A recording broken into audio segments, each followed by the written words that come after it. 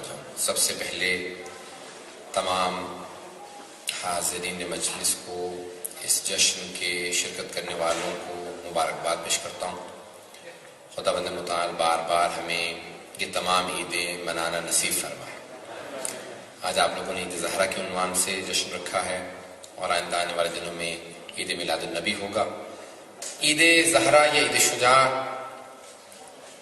ان عیدوں میں سے ہے، بلکہ دو عیدیں ایسی ہیں جس کو کوئی بھی منافق نہیں منائے گا۔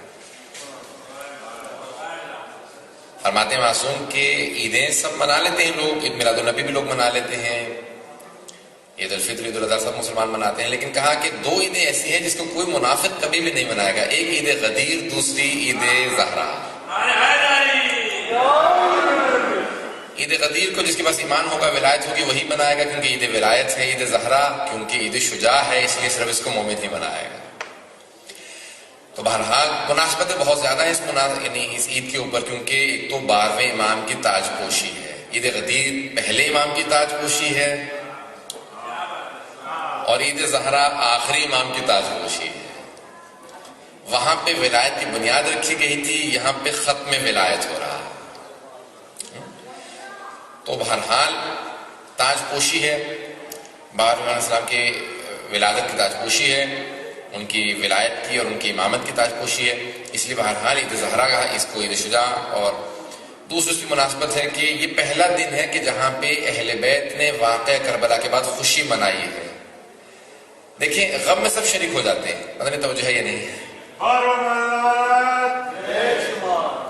سب کے سب ہے نا، غم میں سب شریک ہو جاتے ہیں۔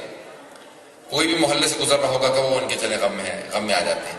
خوشی میں صرف اپنے شریک ہوتے ہیں، کیونکہ خوشی میں پتہ چلتا ہے کہ کون چاہنے والا ہے، کون حسد کرنے والا ہے۔ جب انسان کو ترقی ملتی ہے، خوشی ہوتی ہے، گھر میں کوئی اچھی مناسبت ہو، بچے کی شادی ہو، تو بہت سے اپنے بھی ناراض ہوتے ہیں، ارے ان کے ہاں تو شادی ہے۔ اہل بیت کی خوشیاں کم ہیں، غم زیادہ ہیں، اس لیے ان کی خوشیوں میں کبھی غم نہیں منانا چاہیے۔ پتہ نہیں توجہ ہے یا نہیں ہے۔ کوئی ایسا نہ کہے کہ کوئی ان کی خوشی کے اندر کبھی کہے کہ نہیں میں تو خوش نہیں منا رہا ہوں، میں تو ابھی بھی غم میں ہوں، نہیں، بلکہ ان کی خوشی میں زیادہ خوشی منانی چاہیے، کیونکہ اہل بیت کی خوشیاں کم ہیں، غم زیادہ ہے۔ واقعہ کربلا کے بعد پہلی بار اہل بیت علیہ السلام نے خوشی منائی ہے، نہ جانے کیسی خوشی ہوگی کہ اہل بیت خوشی منا رہے ہیں۔ اور واقعہ کربلا کے بعد تو خوشی ہی نہیں مناتے تھے، یہاں تک کہ چوتھے امام فرماتے ہیں، کہا کہ آج پھوپھی اماں سب بیویوں سے کہہ دیجیے کہ گھر میں میٹھا بنائیں، اپنے بالوں کو سنوار لیں، کیونکہ اپنے بال نہیں سنوارتی تھی بیویاں، گھر میں میٹھا نہیں پکتا تھا، خوشبو نہیں لگاتی تھی، تو کہا کہ سب سے کہیں کہ اپنے بالوں کو سنواریں، سب کے سب سے کہیں کہ گھر میں میٹھا پکائیں، کیوں؟ کیونکہ آج، کہا کیوں آج کیا بات ہے؟ کہا کہ آج عمر سعد کا سر آیا ہے۔ اور بہت سی مناسبتیں جو وہاں نہیں منائی جا سکتی تھی وہ اس خوشی پہ منائی جاتی ہیں، تو عمر سعد کا سر آیا۔ پہلی بار کہتے ہیں واقعہ کربلا کے بعد امام سجاد خود مسکرائے، جو روتے رہتے تھے ہمیشہ، پہلی بار مسکرائے، اور مسکرانے کے بعد کہا، جو سر لے کے آیا تھا نا، 3 سر لے کے آیا تھا، اس میں عمر سعد کا سر تھا، تو کہا کہ مختار سے کہو ہرملا کا سر کب بھیجے گا۔ آغا خوئی نے پوری ایک بحث کی ہے، ابھی مولانا نے پوری مجلس پڑھ دی، اس لیے میں تفصیلات میں نہیں جاؤں گا، ایک جو دلیلیں انہوں نے پیش نہیں کی ہے میں اس کو طرف اشارہ کروں گا۔ آغا خوئی سے پوچھا گیا، اور انہوں نے اپنی رجال میں پوری بحث کی، علم رجال کے اندر، کہا کہ آغا کیا دلیل ہے کہ مختار کے دونوں طرح کی حدیث ہے نا، مدح میں بھی ہے، مذمت میں بھی ہے، ان کی تعریف بھی کی ہے، ائمہ نے ان کو پریز بھی کیا ہے اور ان کے خلاف بھی بولا، تو کہا کون سے تقیہ پہ ہیں؟ جس میں تعریف کی ہے وہ، یا جس میں مذمت کی ہے وہ؟ تقیہ پہ محمول ہے نا، کوئی ایک تقیہ پہ ہے، یہ پوری سلسلہ وارہ حدیث ہے، یہ بھی حدیث ہے، تو کہا کون سی؟ کہا کہ دیکھو یہ بات یاد رکھو کہ امام معصوم چونکہ معصوم ہے، اگر وہ راضی نہ ہو کسی کام پہ تو انکریجمنٹ جائز نہیں ہے۔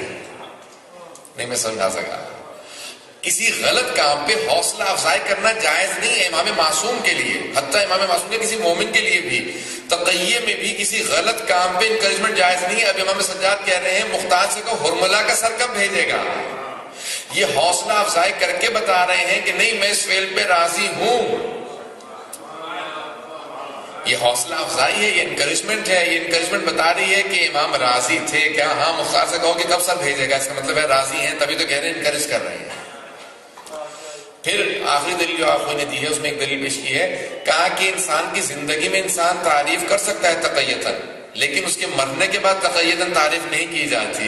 جب حضرت مختار کی شہادت ہو گئی تھی تو امام سجاد سے پوچھا گیا کہ مولا مختار کی شہادت ہو گئی. امام نے کہا رحم اللہ مختار، خدا رحمت نازل کرے مختار پہ، اس کی وجہ سے ہماری بیویوں نے اپنے بال سنوارے تھے. اس نے بنی ہاشم کی مسرات کو خوشی منانے کی موقع مہلت فراہم کی تھی. خدا رحمت نازل کرے مختار پہ. کہا یہ مرنے کے بعد جو دعا کی جاتی ہے یہ صرف اس کے لیے کی جاتی ہے جس سے انسان راضی ہوتا ہے، کسی غلط آدمی کے لیے کبھی دعا نہیں کرتا.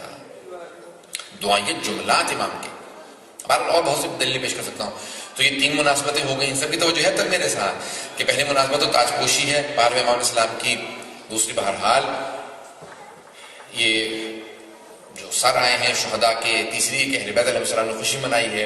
چوتھے بعض لوگوں نے لکھا ہے کہ 9 یا بلکہ 10 ربیع الاول کو جناب سیدہ خوشی منایا کرتی تھی، اسی لیے اس کو عید زہرا بھی کہا جاتا ہے. کیوں؟ واقعی کربلا سے پہلے کہ آپ فرماتی تھی کہ 10 ربیع الاول کو شاید حدیث میں ملتا ہے جناب رسول خدا کی جناب خدیجہ الکبریٰ سے شادی ہوئی تھی. تو اس کو بھی یہاں پہ لا کے منایا جاتا ہے کہ 9 ربیع الاول کی بی بی 9 یا 10 ربیع الاول کو خوشی مناتی تھی. کہ کہتی تھی کہ آج کا پوچھا بی بی آج کیا بات ہے، خوشی کیوں منا رہی ہیں آپ گھر میں میٹھا بنا ہوا؟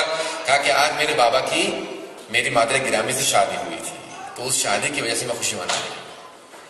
تو 4 مناسبتیں. اس کے علاوہ بہرحال اور بھی مناسبتیں ہیں جو آپ لوگوں کے انشاءاللہ تعالیٰ ذہن میں آ جائیں گی. ایک نعرہ بھی لگ چکا تھا پہلے انشاءاللہ تعالیٰ اسی حوالے سے کہ کہاں سے کہاں مناسبتیں لے کے جائی جاتی ہیں تاکہ وہ ذہن میں رکھی جائیں اور اس کے حساب سے پھر خوشی منائی جاتی ہے کہ اہل بیت علیہ السلام نے کہا ہے کہ آج دشمن ایسے دشمن دنیا سے گئے ہیں جن کو فرعون آل محمد بھی کہا گیا. محمد و آل محمد کے اوپر جس نے فرعون کا کردار ادا کیا ان کے خلاف، وہ دنیا سے گیا. تو اس لیے وہ سارے کی ساری خوشیاں 9 ربیع الاول کو منائی جاتی ہیں.